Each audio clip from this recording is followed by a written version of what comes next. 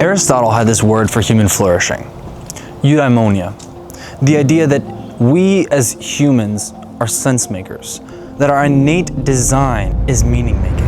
Then we built the smartphone, the fundamental downgrade of human consciousness. You feel it. You're working constantly, but your best ideas never make it into the world. They're buried somewhere between those 6 different apps, 14 different tabs.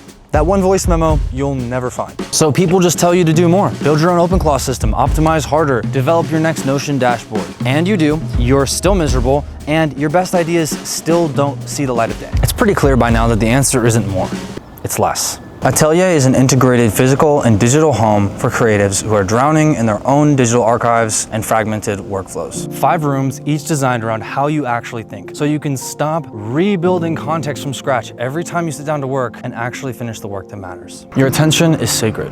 I'm building something that treats it that way.